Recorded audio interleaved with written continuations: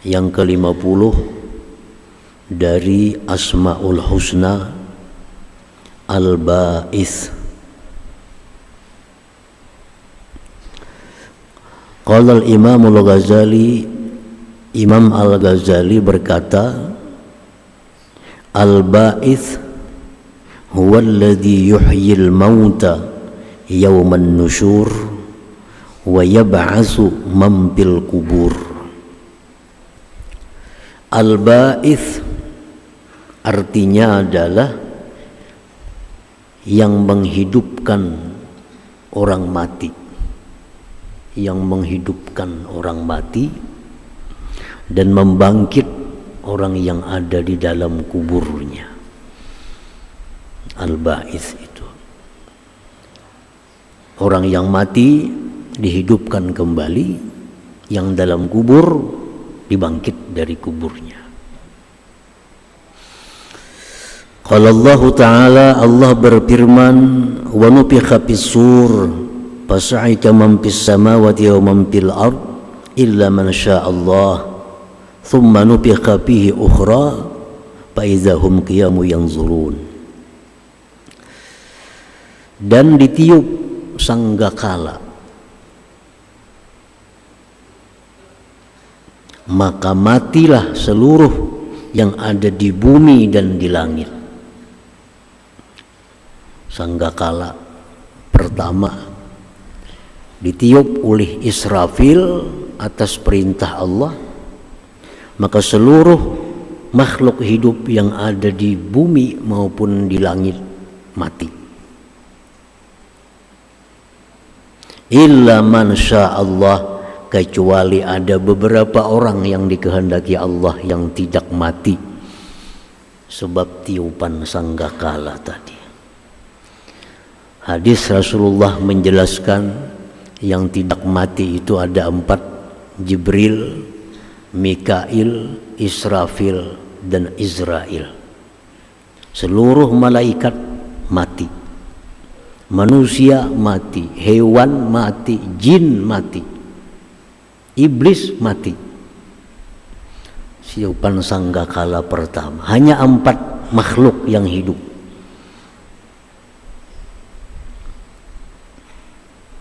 Setelah semua mati, Mikail dimatikan, Israfil dimatikan, Jibril dimatikan, yang mematikan Israel. Terakhir Israel, Allah yang mencabut nyawanya. Maka habis, tidak ada lagi satupun makhluk yang ada di alam semesta ini. Habis. Kemudian Allah hidupkan Israfil. Israfil dihidupkan oleh Allah. Untuk apa? Meniup sanggakala yang kedua. Wa nufikha fis-sur tsumma nufikha fihi ukhra. Ditiup sanggakala yang berikutnya. Ditiup, fa iza hum qiyamun yanzurun, maka tiba-tiba semua yang mati itu menjadi hidup kembali. Hidup kembali. Rasulullah SAW menyatakan antara 2 tiupan sanggakala itu 40.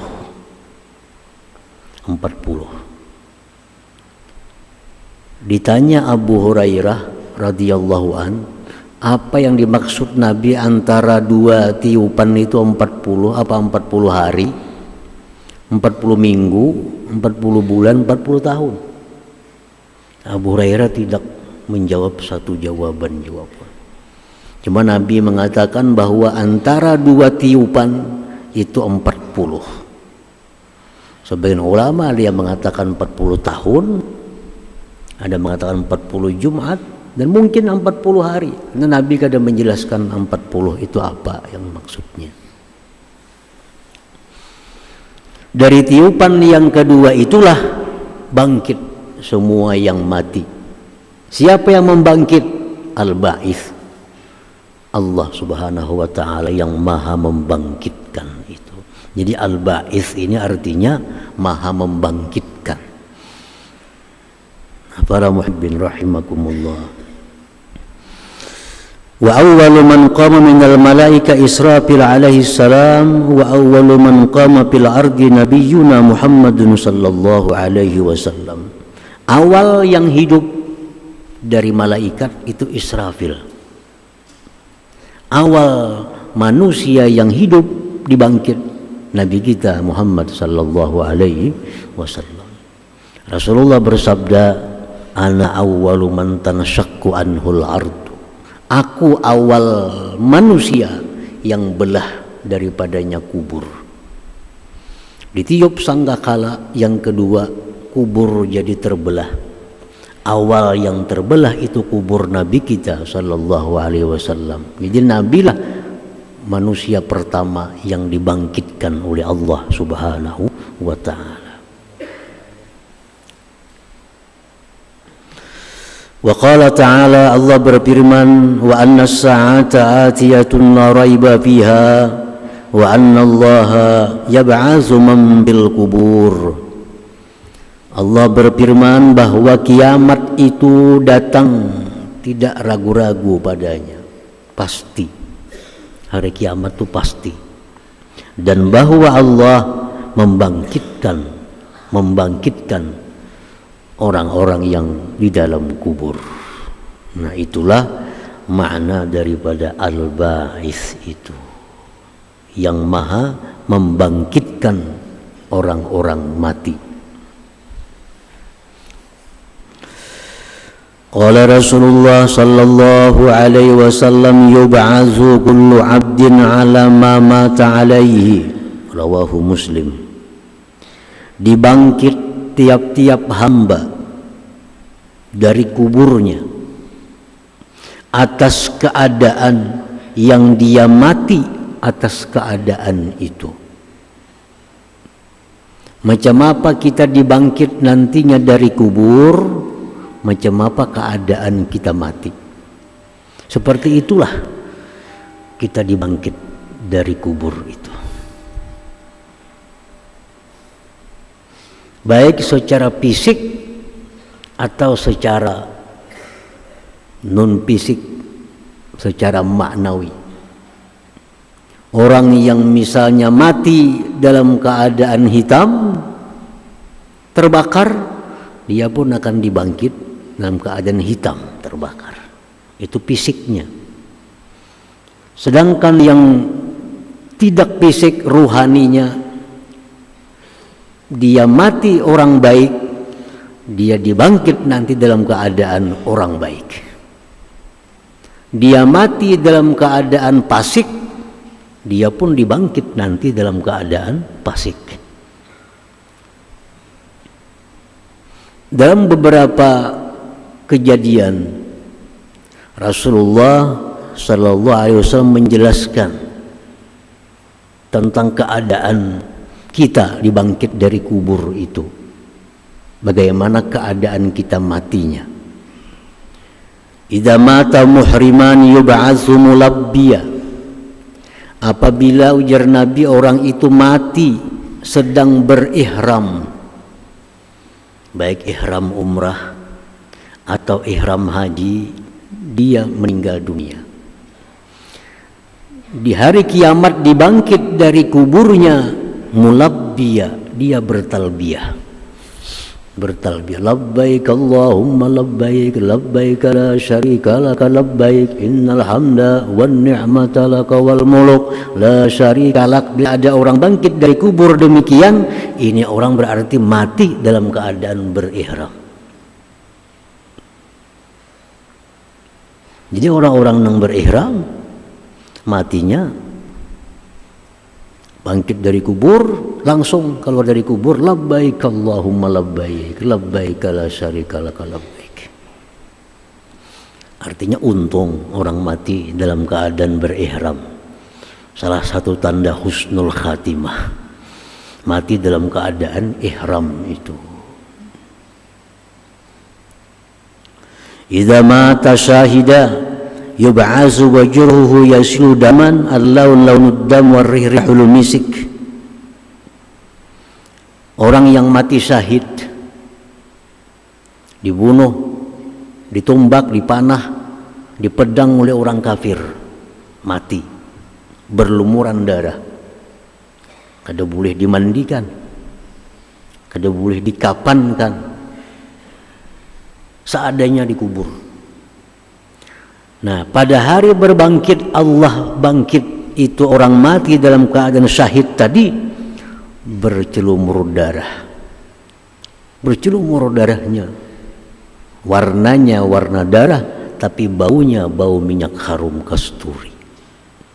Jadi kalau ada kita lihat kina di hari berbangkit itu orang mati bercelumuran darah tapi baunya harum semerbak, berarti ini orang matinya dalam dunia dulu mati gugur fi sabilillah, mati syahid.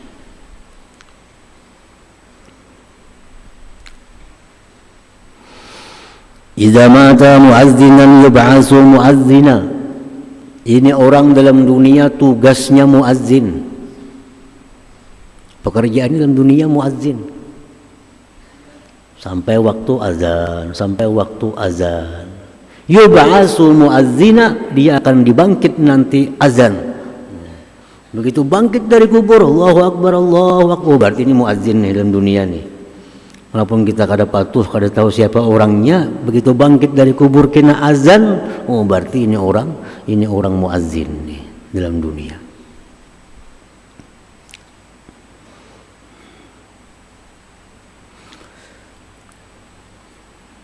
Nah, itu contoh-contoh yang dijelaskan oleh Rasulullah Sallallahu Alaihi Wasallam.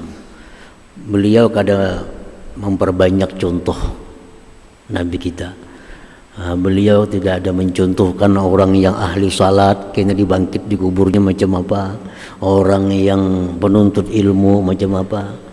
Mungkin ada tanda-tanda tertentu bagi mereka itu dibangkit nanti di alam akhirat sana. Idza matal ghal yub'atsu hamilan li ghululih.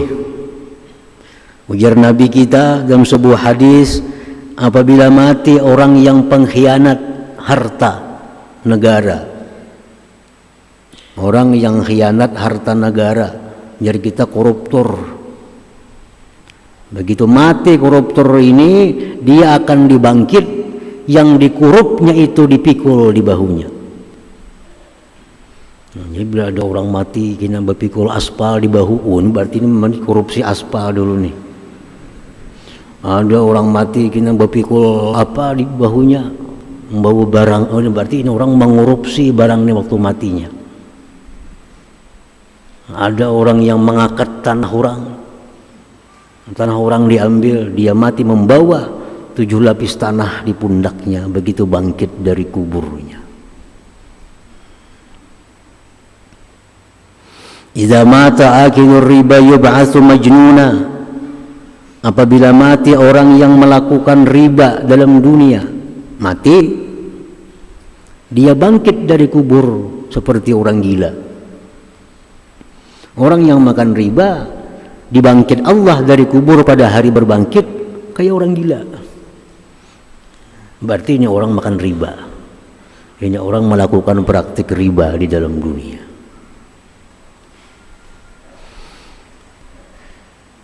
Alhasil idza mata salihan yub'atsu saliha, wa idza mata taiba yub'atsu taiba, idza mata fasika yub'atsu fasika. Kesimpulannya, orang yang mati dalam keadaan saleh dibangkit dalam keadaan saleh. Orang yang mati dalam keadaan tobat, dia dibangkit dari kubur sebagai orang yang tobat. Bila mati orang fasik, dia akan dibangkit sebagai orang fasik. Dalam sebuah hadis disebutkan bahwa seorang hakim mati, hakim yang memutuskan perkara-perkara itu, seorang hakim. Begitu dia dibangkit dari kubur, tangannya dibelenggu.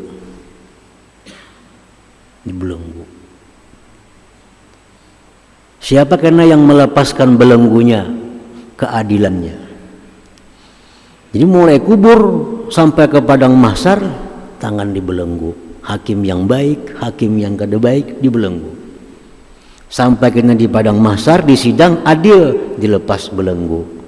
Sampai di mahsyar kada adil, langsung masuk neraka lawan belenggu-belenggunya. Ini bila ada tangan berpasung di situ, oh, ini hakim berarti. Ini hakim dalam dunia.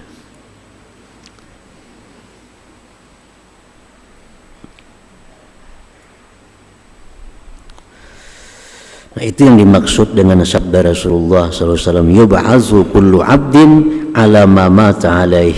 Dibangkit tiap-tiap hamba atas keadaan yang dia mati atas keadaan itu. Hadis riwayat Imam Muslim. Nah, para muhibbin rahimakumullah. Al-mu'minu bismillahil ba'its ay yasta'idda li yaumi bi'tsatihi. Orang yang beriman, percaya dengan nama Allah Al-Ba'its, yang maha membangkit orang mati. Dia beriman bahwa dia akan dibangkit oleh Allah, maka dia mempersiapkan dirinya untuk menghadapi hari berbangkit itu. Kalau kita beriman bahwa kita akan dibangkit oleh Allah, akan mendesak kita iman itu untuk mempersiapkan diri menghadapi hari berbangkit itu. Wadhalik bi ay yuhassina halah indal maut bi ay yamuta taiban salihah.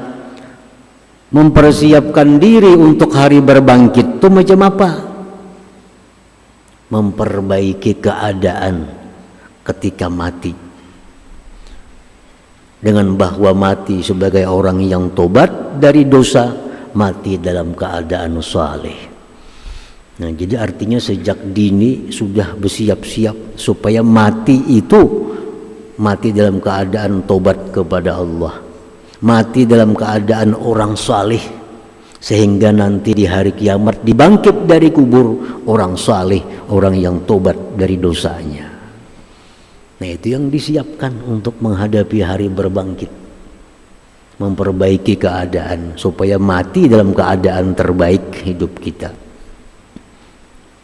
Rasulullah SAW berdoa, Allahumma ij'al khaira ayyami yauma liqai. Ya Allah, jadikanlah sebaik-baik hariku, ujar Nabi, hari di mana aku mati. Ayo hari ini kada baik kada apa-apa, esok kada baik kada apa-apa, tapi begitu hari kita mati, itu hari terbaik kita, maka kita dibangkit nanti jadi orang yang baik. Nah, jadi memperbaiki diri, mempersiapkan supaya mati dalam keadaan tobat, dalam keadaan tobat. Jadi besokan tobat kepada Allah dari dosa malam tadi, kayaknya zuhur tobat dari dosa mulai subuh tadi, asar tobat dari dosa mulai zuhur, maghrib tobat dari dosa antara asar, sehingga mati kapanpun dia berada dalam keadaan tobat kepada Allah Subhanahu wa ta'ala. Tidak ada dalam dirinya satu dosa pun yang lepas daripada tobatnya. Nah, para muhibbin rahimakumullah. Jadi kalau hendak dibangkit Allah pada hari kiamat sebagai orang saleh, maka mulai sekarang kita jadikan diri kita orang saleh. Karena mati ini kada tahu kita waktunya, kada tahu waktunya.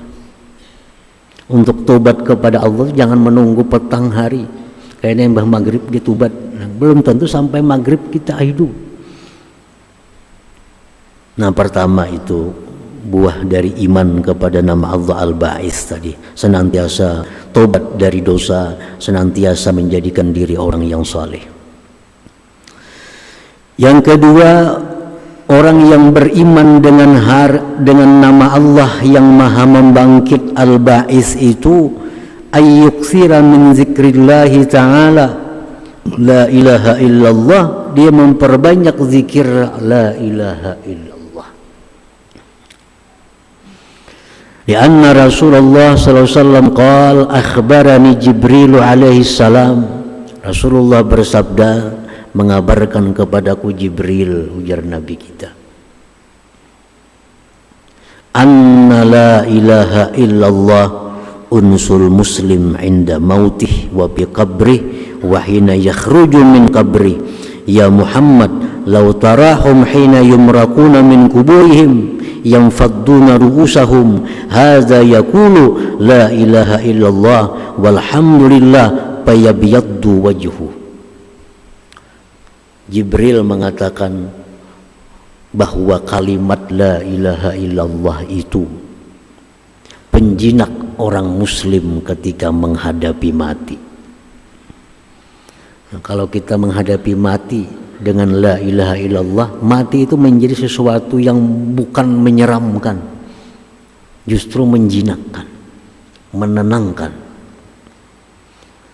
Wa fi qabri, la ilaha illallah itu teman yang menyenangkan di waktu dalam kubur. Wa hina yakhruju min qabrih, dan ketika dia keluar dari kubur. Jadi orang yang banyak membaca la ilaha illallah itu matinya dalam keadaan nyaman, dalam kuburnya nyaman, keluar dari kubur pun dia nyaman. Orang yang banyak mengucap la ilaha illallah, la ilaha illallah.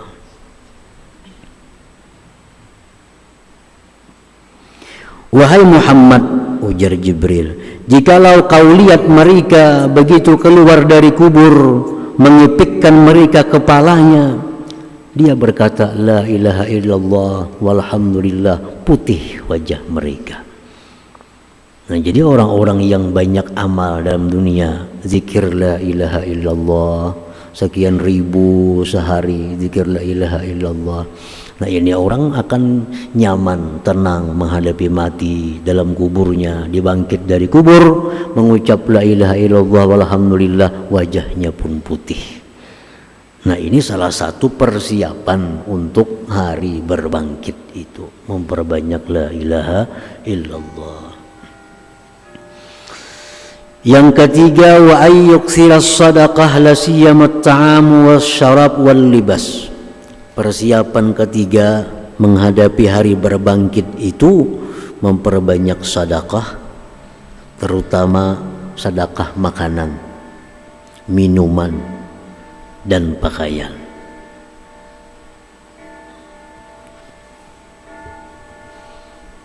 Apa gunanya kita memperbanyak sedekah makan, memberi makan orang, nasi bungkus bagi 10 bungkus, 10 butul minuman kaleng bagi minuman kaleng, 10 lembar baju kaos bagi baju kaos. Nah, Rasulullah SAW bersabda bahwa begitu kita dibangkit dari kubur itu, kita bersangatan lapar yang belum pernah lapar seperti itu, dalam keadaan haus yang belum pernah haus seperti itu, dan kita dalam keadaan telanjang bulat waktu keluar dari kubur itu.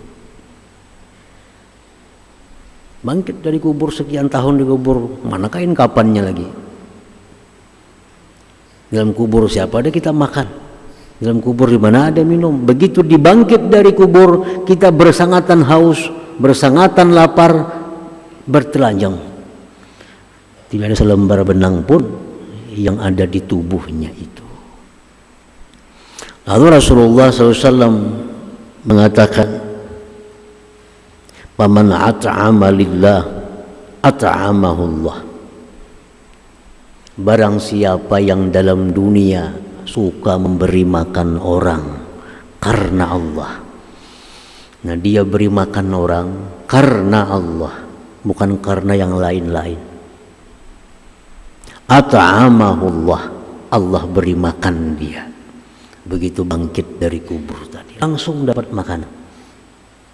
Kenapa? Dalam dunia orang ini ketujuh memberi makan orang karena Allah Subhanahu wa ta'ala, bukan memberi makan orang karena upah.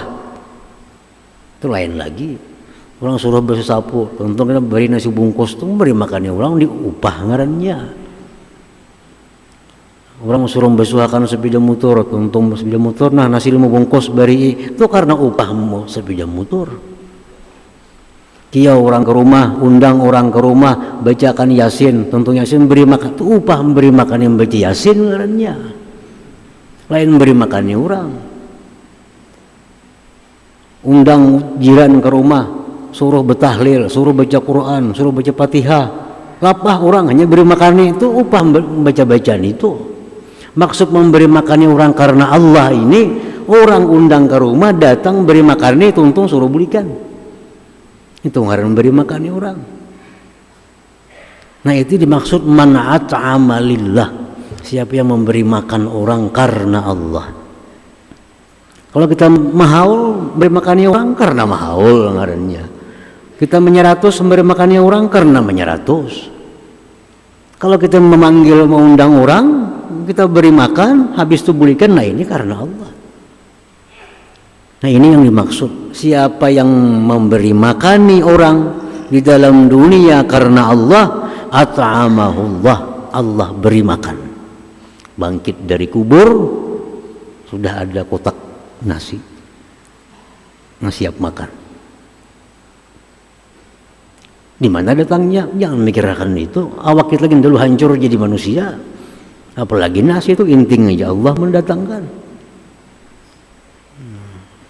Kan orang bangkit dari kubur macam-macam, ada dikirimi kuda oleh Allah. Karena orangnya ketujuh bersedekah kuda. Ada orang kesusahan, berinya kuda supaya berkuda. Ada orang jalan kaki, itu karakannya kendaraan. Bangkit dari kubur dapat kendaraan tunggangan. Waman saqalillah saqahullah. Barang siapa yang memberi minum orang di dalam dunia, dia beri minum orang lillah karena Allah. Kadada manfaat nang kembali sagan seorang tu kadada. Dia semata-mata memberi minum. Ada orang lewat silahkan minum, ada orang lewat silahkan minum. Nah, saqahullah, Allah beri minum dia. Begitu dibangkit dari kuburnya tadi, diberi minum. Waman kasalillah kasahullah. Siapa yang memberikan pakaian dalam dunia lillah karena Allah, dia berikan pakaian. Ada orang kesusahan, ada orang kada kesusahan, dia beri pakaian semata-mata karena Allah. Bukan dia calon DPR kada, bukan dia calon partai kada berbagi baju kaos itu kada karena Allah. Ini tuh bergambaran itu. Ini beri baju lillah, bagi tapih, bagi apa, semata-mata karena Allah. Kada ada tujuan harapan apa-apa, hanya Allah. Nah orang macam ini bangkit dari kubur kasahullah, Allah beri pakaian, kada betilanjang, kada betilanjang.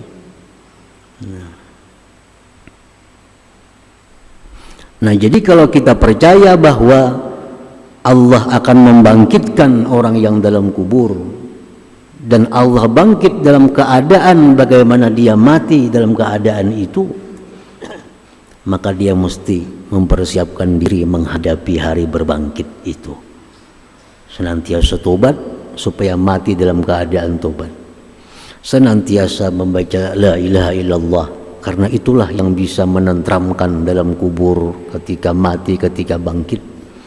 Dan memperbanyak sedekah, terutama makanan, minuman dan pakaian, supaya bangkit dari kubur nyaman. Ada makanan, ada minuman, dan ada pakaian. Nah demikian antara lain keterangan dari nama Allah Subhanahu wa Ta'ala Al-Ba'is, yang maha membangkit tadi. Nah, kemudian yang ke-51, Hadratin Nabi sallallahu alaihi wasallam. Al-Fatihah.